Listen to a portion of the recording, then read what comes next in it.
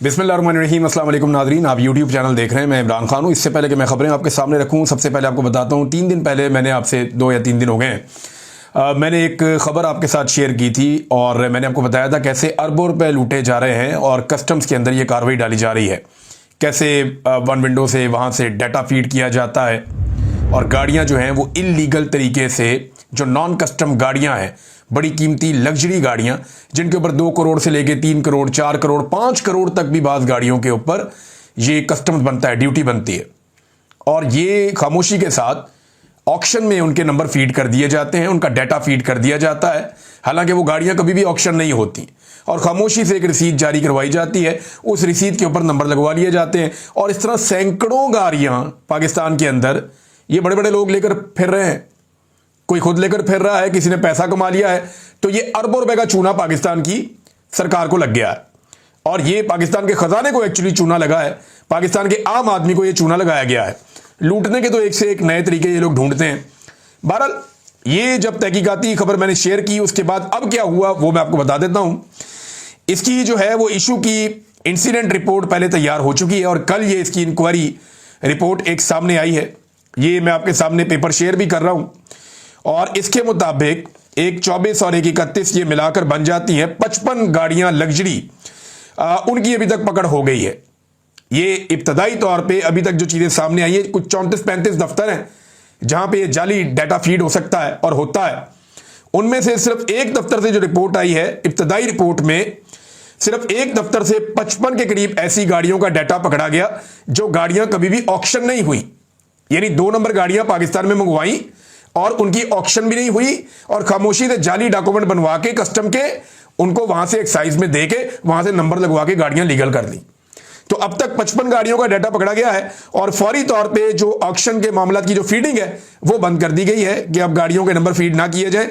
अच्छी बात यह है कि सिस्टम को रोक दिया गया, इंक्वायरी खुल गई है। ये अरबों रुपए की करप्शन है जो अभी तक पकड़ी गई है, यानी ये जो गाड़ियां 55 पकड़ी गई हैं ये भी अरबों के मामला आते हैं। अभी सैकड़ों गाड़ियां मैंने आपको पहले बताया था, वो तफसीलात सामने आएंगी। ये पाकिस्तानी खजाने को नुकसान हो रहा था। अगला स्कैंडल इसी के साथ जुड़ा हुआ कंटेनर्स का, वो बहुत जल्दी मैं आपको दूंगा। पहले ये वाले स्कैंडल में जरा थोड़ा 1-2 दिन अभी और लगेंगे, सारी चीजें बाहर आ जाए, पता चल जाए किस किसने कितना माल खाया और कैसे किया।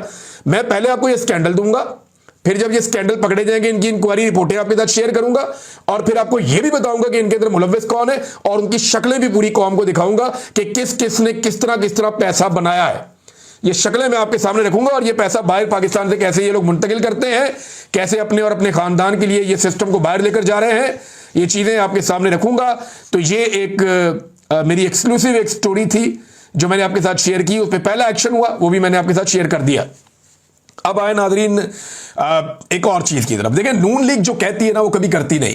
इन्होंने कौम को ट्रक की बत्ती के पीछे लगाया कि हम इनकलाबी बन गए, एक दफा नहीं 4-5 दफा लगाया, 400-500 दफा ये लेट गए। वो जैसे ही कौम इनकलाब के पीछे लगती है ये पॉलिश पकड़ के जूते के पीछे लग जाते हैं। तो इन्होंने हमेशा पॉलिश पकड़ के, जूता पकड़ के ये इक्तदार के अंदर आ गए किसी तरह भी तस्मों के साथ लटक लटक के। अब पहले नून लीग कहती थी, जो भी कहती है कायम नहीं रहते। ये पहले कहती थी बार बार इमरान खान को अपने बेटों को लेकर आओ, अपने बेटों को लेकर आओ, उनको तहरीक के अंदर शामिल करो। अगर आप पाकिस्तान के अंदर कोई तहरीक चलाना चाहते हो तो जरा ये मरियम नवाज का स्टेटमेंट सुने, आपको समझ आएगी कि ये लोग कैसे गिरगिट की तरह रंग बदलते हैं। ये सुने आप। तो अपने बच्चों को आपने लंदन में बिठाया हुआ है और कौम के बच्चों को आप कहते हैं कि ये जो लू के थपेड़े खाओ आकर। भाई अपने बच्चों को कहो ना कि आके लीड करें। कौम के बच्चों को जिनको आप सड़कों पे लाकर मार पड़वाना चाहते हो, मारना चाहते हो, उनकी फ्रंट लाइन पे अपने दोनों बेटों को खड़ा करो ताकि लोगों को पता चले कि आप किसी आजादी के लिए, इनकलाब के लिए मार्च कर रहे हो। ये मरियम नवाज के अल्फाज से और पूरी पीएमएलएन यही कहती थी। उसके बाद जो है हालात इतने बुरे हो गए कि इमरान खान साहब की पार्टी बार बार निकली, बात नहीं बनी। उनकी बीवी निकलती थी, उसको भी अंदर कर दिया, उनकी बहनें निकलती, उनको भी बार बार गिरफ्तार करते हैं। तो उनके बेटे भी तंग आ गए, उन्हें नजर आ गया पाकिस्तान में इंसाफ ही नहीं हो रहा। अब वो इंसानी हकूकी तंजीमों के पास जा रहे हैं, तो बरतानिया में भी मिल रहे हैं लोगों से। उन्होंने एक इंटरव्यू भी दिया है, वो राब्ते वाब्ते काफी अरसे से कर रहे हैं। बाज वकला के जो वकील आते हैं इमरान खान साहब के लिए आवाज उठाने के लिए, उसके पीछे भी इमरान खान साहब के बेटे होते हैं। बहुत सारे मामलात में उनके बेटे जो है अपने बाप की मदद करना चाहते हैं और वो कोई सियासत में नहीं है, वो सिर्फ अपने बाप की मदद करना चाहते हैं। कोई भी गैरतमंद बेटा होगा या कोई भी बेटा जिसको अपने बाप से प्यार होगा, उसका बाप मुश्किल में आएगा तो वो अपने बाप को बचाने की, निकालने की, छुड़ाने की कोशिश करेगा। और जब उसे पता होगा कि उसका बाप बेगुनाह है तो वो ज्यादा कोशिश करेगा। यही इमरान खान के बेटे कर रहे हैं, नॉर्मल चीज है, इसमें सियासत व्यासत कोई नहीं है। अब नून लीग हमेशा भाग जाती है ना। इन्होंने पहले कहा इमरान खान हुकूमत अपनी तोड़ दे, सूबाई हुकूमतें अपनी गिरा दे, असम्बलियां तोड़ दे, हम 3 महीने में इलेक्शन करवा देंगे। लेकिन फिर क्या हुआ, इमरान खान साहब ने जब असम्बलियां तोड़ दी तो पूरा साल इन्होंने इलेक्शन ही नहीं करवाया। ये बैठ गए मल मार के वहां पे खैबर पख्तूनख्वा में और पंजाब में कुर्सियों के ऊपर। यहां मोहसिन नकवी को बैठा दिया, उधर अपना बंदा बैठा दिया और लंबा चला दिया दोनों सूबाई हुकूमतों को। तो 1 साल इन्होंने, 1 साल से ज्यादा टाइम इन्होंने गुजार दिया। तो ये अपनी हर बात से मुकर जाते हैं। अब ये कहते थे इनकलाब अपने घर से शुरू होता है, और अब कह रहे हैं जनाब कि इमरान खान के बेटे क्यों आ रहे हैं, उन्हें हम गिरफ्तार कर लेंगे। वैसे मुझे एक चीज़ की तस्हीह एक दोस्त ने की है और मैंने इसको रिसर्च भी किया, बल्कि अब वो बड़ा मज़ा आता है रिसर्च करने में। एक और बड़ी आसानी हो गई है कि आप ग्रॉक से पूछे और वो फैक्ट्स आपको कम से कम बता देता है। तो जिनके पास नाइकॉप होता है ना, गैर मुल्की यानी जो पाकिस्तान से बाहर पाकिस्तानी रहते हैं, अगर उनके पास पाकिस्तानी पासपोर्ट नहीं है तो ब्रिटिश या अमेरिकन पासपोर्ट पे वो पाकिस्तान आना चाहते हैं तो उन्हें वीज़ा चाहिए होगा। लेकिन अगर उनके पास नाइकॉप है तो फिर उन्हें वीज़ा नहीं चाहिए। और मुबैना तौर पे इमरान खान साहब के बेटों के पास नाइकॉप है। अब देखते ही हैं कि ये हुकूमत इमरान खान के बेटों को पाकिस्तान आने देती है, नहीं आने देती, क्या करती है। अगर नाइकॉप आपका एक्सपायर नहीं है तो फिर आप ट्रेवल कर सकते हैं पाकिस्तान में विदाउट वीज़ा भी, क्योंकि फिर आप उस मुल्क के शहरी होते हैं कानूनी तौर पर। तो नाजरीन, कल ये इमरान खान के बेटों को बुलाते थे, आज ये इमरान खान के बेटों से घबराते हैं।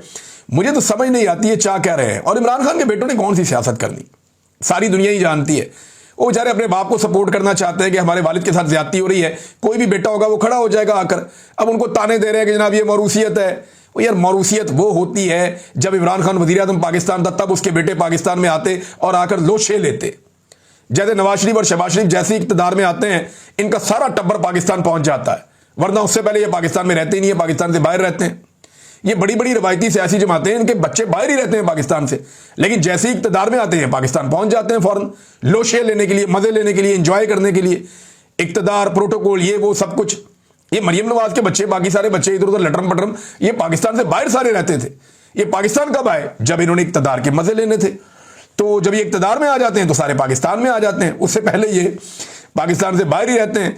अब इमरान खान साहब के बेटे जो हैं उनकी ख्वाहिश के है मुताबिक नून लीग की, जब उन्होंने कहा जी हम पाकिस्तान आएंगे तो अब इनके 14वां तबक रोशन रहेगा, जी वो क्यों आएंगे। हालांकि उनके आने से मुझे नहीं लगता कि कोई बहुत बड़ा फर्क तब तक नहीं पड़ेगा जब तक अवाम नहीं निकलेगी। अवाम निकलेगी तो फर्क पड़ेगा, वरना नहीं पड़ेगा। देखिए जरा खुल के बात कर लेते हैं पाकिस्तानियों के साथ, और मैं पाकिस्तानियों से डायरेक्टली मुखातिब हूं, मैं खुलकर बात कर रहा हूं।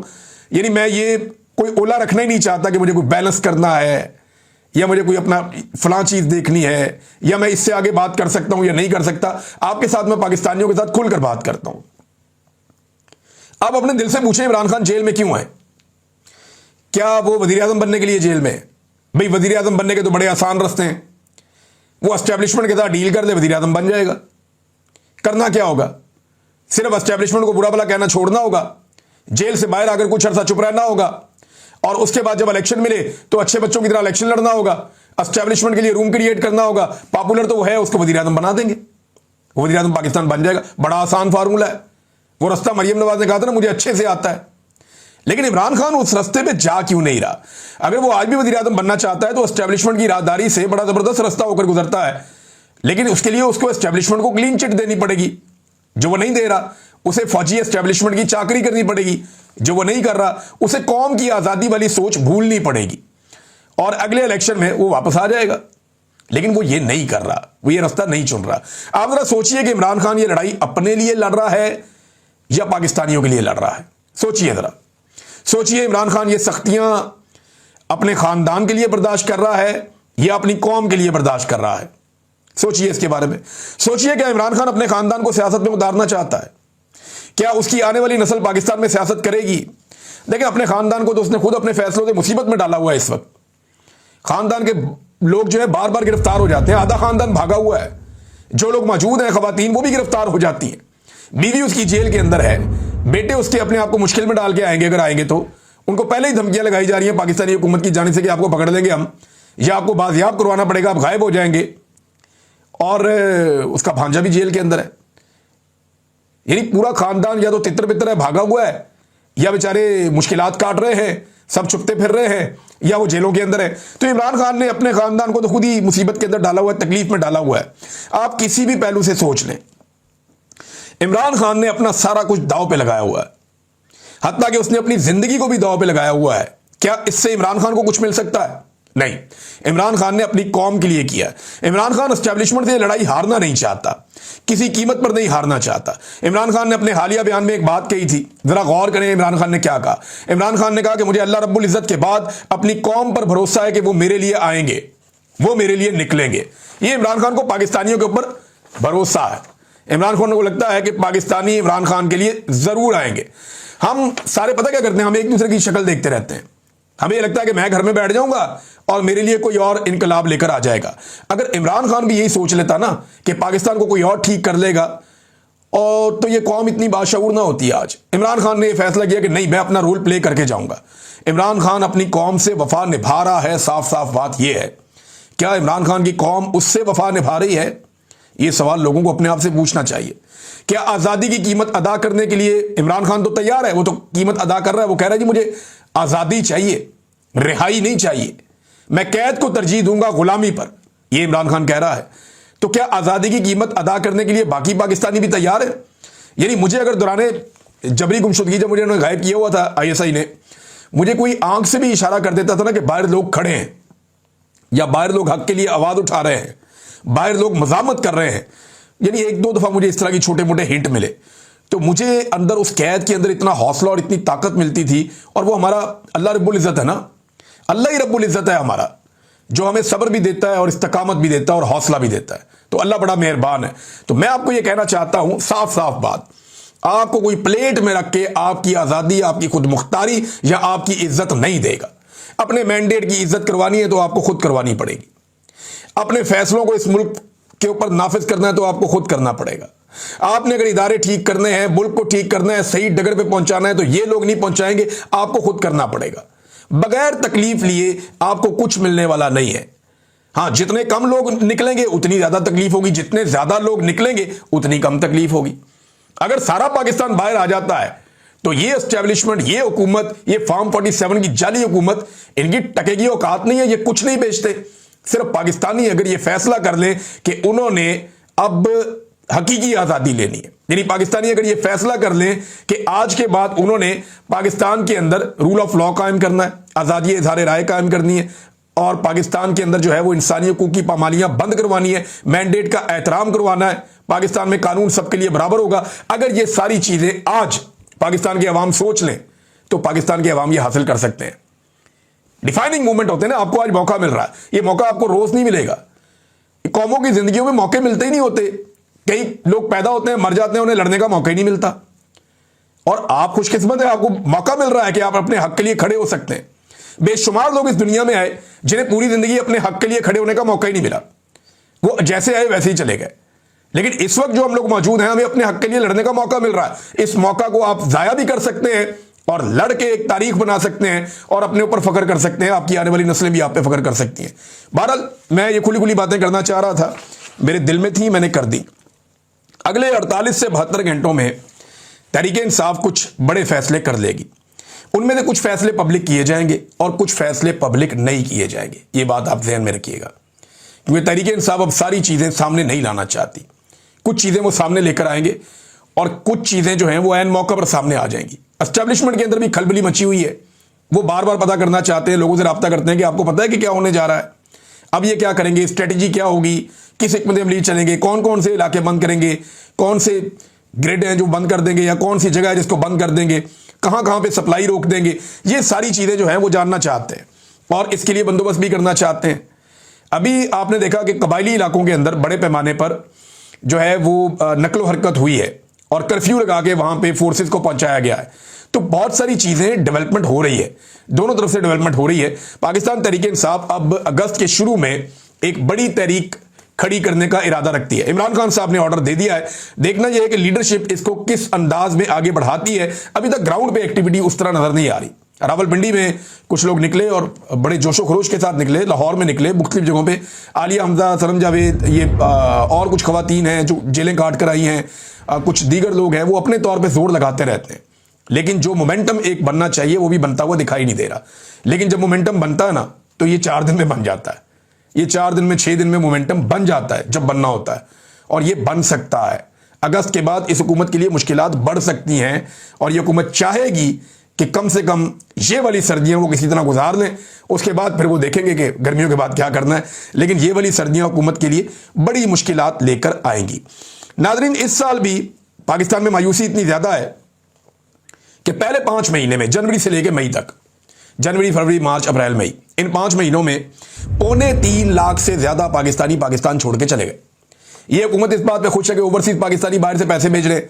और भाई बंदे ही इतने बाहर जा रहे हैं, जो बंदा बाहर जाएगा वो पैसे कमा के वापस भेजेगा ना। जो कर्जा वो लेके बेचारा गया है वो उसने उतारना भी तो है।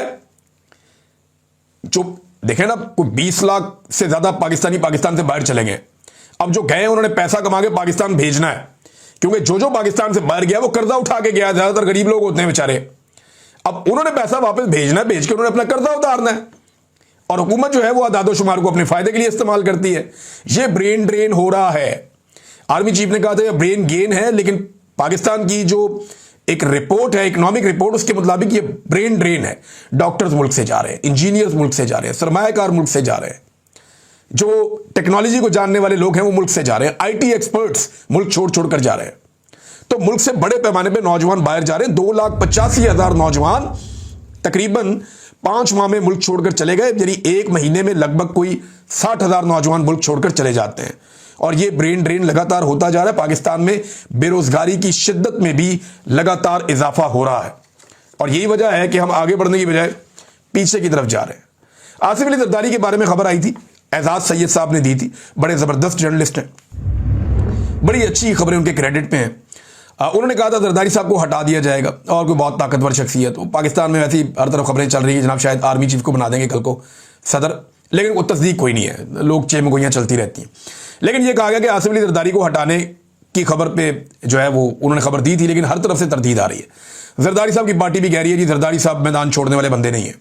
PMLN भी यही कह रही है, बाकी जमातें भी यही कह रही हैं। देखिए, ये खबर हो सकता है अपने अंजाम की तरफ ना जाए पूरी तरह, मगर कोई ना कोई खिचड़ी तो ऐसी जरूर पकी है। एजाज सैयद ने ऐसी खबर नहीं दी, ना वो ऐसी खबर देते हैं। ये खिचड़ी पकी जरूर है, पकाने की कोशिश जरूर की गई होगी, लेकिन ये पकनी है या नहीं पकनी इसके बारे में भी कुछ नहीं कहा जा सकता। लेकिन जैसे पाकिस्तान में चीजें होती हैं ना, पाकिस्तान में किसी भी डेवलपमेंट को आप नजरअंदाज नहीं कर सकते, किसी भी चीज को कि ये शायद कभी नहीं होना, तो ये आप नजरअंदाज नहीं कर सकते। नादरीन, अब बदकिस्मती से ये नौजवान पाकिस्तान के वजीर खारजा भी रहे हैं। माजी में इनकी इंटर्नशिप करवाई गई थी वजीर खारजा के तौर पे, और इनको ये एस्टेब्लिशमेंट देख रही है कि हमने इस बंदे को बहुत जल्दी है जनाब वजीर आज़म पाकिस्तान भी बनाना है। जरदारी साहब भी कह रहे हैं कि अपनी ज़िंदगी में वो बिलावल को वजीर आज़म बनता हुआ देखना चाहते हैं। एस्टेब्लिशमेंट की चॉइस कोई भी हो सकती है। एस्टेब्लिशमेंट ने तो वो काकड़ साहब को पकड़ के जो है वो बना दिया था वजीर आज़म पाकिस्तान, अंदाज़ा करें आप। और जो काकड़ साहब थे उनके काम आप चेक करें। ये ऑडिटर जनरल ऑफ पाकिस्तान की रिपोर्ट है। ये रिपोर्ट क्या कह रही है, जरा ये देखें। वो ये कह रहे हैं कि 300 अरब की गंदम इंपोर्ट करने का फैसला, अब ये $1 अरब से ज्यादा की है, 300 अरब रुपए की गंदम इंपोर्ट करने का फैसला बदनीयती पर मबनी था। और ये ऑडिटर जनरल की रिपोर्ट है। इससे लोकल किसान को, पाकिस्तान के अंदर जो किसान है उन्हें और कौमी खजाने को नुकसान पहुंचा है, प्राइवेट इंपोर्टर्स को फायदा पहुंचाया गया है। अब बताएं कौन पूछेगा इनसे कि आपने पाकिस्तान का 300 अरब रुपए का नुकसान कर दिया? कौन पूछेगा इनसे? कौन इनसे जवाब लेगा? ये तो एस्टेब्लिशमेंट के चाहिए, ये तो स्याह करे सफेद करे, इन्हें पूछ ही कोई नहीं सकता। अभी चीनी स्कैंडल में जो इन्होंने हरकत की है, इस पे तो डूब के इनको मर जाना चाहिए। इनको तो हथकड़ियां लगा के जेलों में डाल देना चाहिए कि तुमने किया गया। अच्छा, एक और चीज मैं आपको बताऊं जरा, ये बड़ी इंटरेस्टिंग चीज है। ह्यूमन राइट्स कमीशन ने मजम्मत की है हमारे 27 जो यूट्यूब चैनल्स हैं इनके ऊपर पाबंदी लगाने के हवाले से। और ये जो हुकूमत पाकिस्तान ने कार्रवाई डाली है इसके ऊपर उन्होंने मजम्मत की है ह्यूमन राइट्स कमीशन ने। और HRCP ने कहा कि आज़ादी इज़हार राय की आईनी आज़ादी ना सिर्फ इनफरादी आज़ादी के लिए बुनियादी है, बल्कि यह हुकूमती एहतसाब को यकीनी बनाने, मुबाहिसे को फरोग देने और अवाम को मुख्तलिफ नुक्ता नज़र तक रसाई फराहम करने के लिए भी नागुज़ीर है।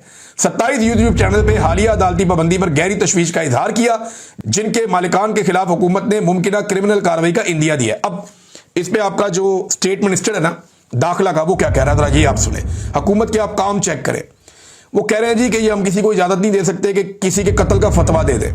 ये जो 27 चैनल है ना, इनमें से अगर किसी ने किसी के कत्ल का फतवा दिया है ना अपने चैनल पे बैठ के, तो लाओ दिखाओ कहां दिया है।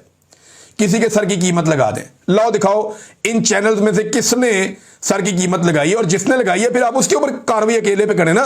27 चैनल आपने इसलिए बंद कर दिए कि वो नाकदीन है। वो ये बताते हैं कि आपने लास्टिक की शलवार पहनी हुई है, वो ये बताते हैं कि आप जाली हुकूमत आप लाकर बैठ गए हैं, वो ये बताते हैं कि आपने अदलिया को कंट्रोल कर लिया है, वो ये बताते हैं कि आपने पाकिस्तानियों की मईशत को तबाह कर दिया है, और आपने सरमायाकारी लाने के नाम के ऊपर पाकिस्तान में सरमायाकारी की 50 साल की जो पुराना रिकॉर्ड था कम तरीन सरमायाकारी का, वो भी तबाह कर दिया आपने, क्रॉस कर गए हर लिमिट। और उसके बाद जनाब ये भी कहा इसी मिनिस्टर ने कि कोई ऐसी मजहबी बात कहकर जान को खतरे में डाल दें किसी और की। आप कहां किया है किसी ने? किसके बारे में बात कर रहे हैं? यहूदी एजेंट का इल्जाम इमरान खान पे किसने लगाया? आपने लगाया। तौहीने इस्लाम के इल्जाम इमरान खान पे किसने लगाए? आपने लगाए। गद्दारियों और बगावतों के मुकदमे किसने बनाए? आप लोगों ने बनाए। बंदे कत्ल चौकों के अंदर आपने करवा दिए, और आप जो यूट्यूब चैनल पे बैठ के बात करने वाली इख्तलाफी आवाजें हैं उन्हें कुचल रहे हैं झूठे इल्जामात पे। अगर आपके इल्जामात सच्चे होते ना वजीर मुमलिकत बड़ाए दाखिला साहब, अगर आपके इल्जामात सच्चे होते ना तो आप कम से कम इन सहाफियों को मौका देते हमें कि हम अदालत में आकर सामने खड़े हों और अपने इल्जामात का दिफा करें, हम बताएं कि हमारे खिलाफ झूठे इल्जामात लगाए गए हैं। ये जो खुफिया कार्रवाई आपने डाली है ना अंदर खाते, ये आपके दिल में चोर था। आपने फ्रॉड किया है पाकिस्तानी कौम के साथ, पाकिस्तानी मीडिया के साथ, लेकिन आपको पकड़ेंगे इंशाल्लाह। अब तक के लिए इतना ही। अपना ख्याल रखिएगा, अपने चैनल का भी। अल्लाह हाफिज़।